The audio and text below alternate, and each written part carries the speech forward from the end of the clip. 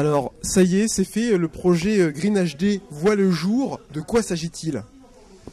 Eh bien, il s'agit d'équiper l'ensemble des communes du syndicat électrique du pays chartrain de fibres optiques dans chaque commune, d'abord pour les mairies, les zones industrielles, les écoles. Alors, de quelle commune s'agit-il? Pardon? De quelle commune s'agit-il? 71 communes qui font partie de la grande couronne périphérique de Chartres. Chartres n'entrant pas dans ce syndicat.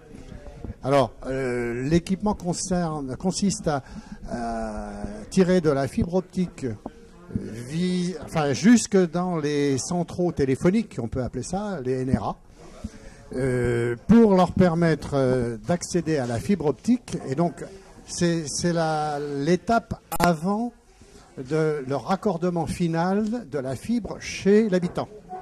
Bon, il faut déjà avoir la route qui amène l'information jusqu'au central. L'étape suivante, ce sera justement de raccorder individuellement les abonnés pour avoir le très haut débit. Ça nécessite encore des investissements lourds qui vont demander quelques années. C'est pour quand? Je l'ai dit tout à l'heure, on espère pour le syndicat électrique du pays chartrain, les 71 communes, pouvoir équiper en fibre optique à l'abonné d'ici 2020. C'est pour nous un objectif. Alors justement, ça va se passer concrètement comment pour les abonnés? Ils vont devoir changer d'opérateur, ils vont devoir... Non, absolument pas. Mais à partir du moment où on apporte la fibre dans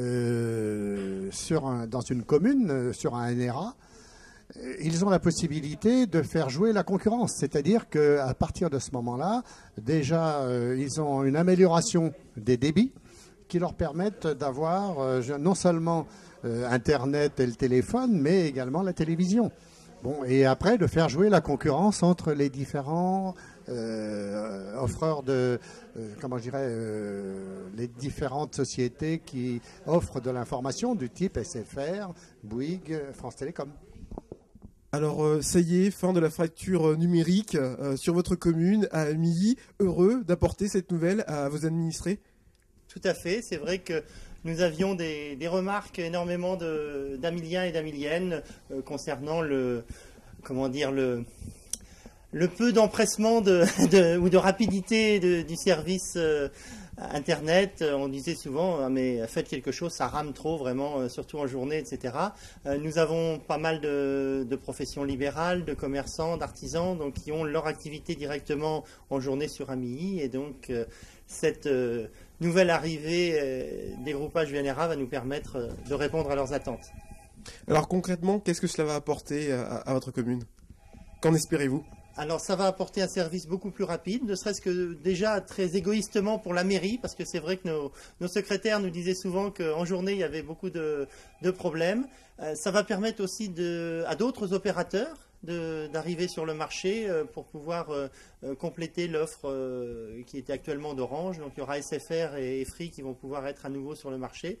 Plus de concurrence, plus de possibilités pour les habitants de choisir. Et économiquement, vous espérez voir de nouvelles entreprises installées ici?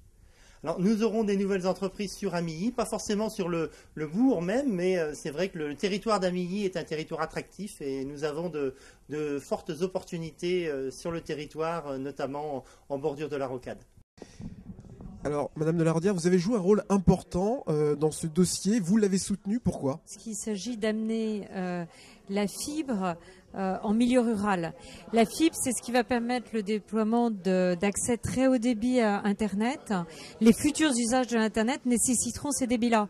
Et si on ne l'apporte pas aux populations rurales, on risque à échéance, d'ici 10, 15, 20 ans, de connaître un nouvel exode rural. Et donc aujourd'hui à Amilly, on a une première étape qui est le raccordement du commutateur du village, le raccordement aussi possible de la mairie et de l'école au très haut débit. Alors quelle aide financière va leur être apportée? Alors ce que j'ai fait dans ce dossier, c'est que je les ai épaulés pour vendre leur projet au niveau du ministère de l'aménagement du territoire et du ministère de l'Agriculture, puisqu'il y a des fonds européens. Il y a près d'1 million d'euros, 900 000 euros de fonds européens qui ont été attribués à ce projet. Donc je les ai aidés en fait en vendant leur projet au niveau des ministères. Leur projet était bon, donc ça aide quand même pour défendre un projet. Mais il y en avait 2 sur la région centre et il y avait 100 projets au niveau national pour 30 retenues. Donc c'est un coup de pouce parce qu'ils avaient un bon projet et parce que c'est un sujet extrêmement important.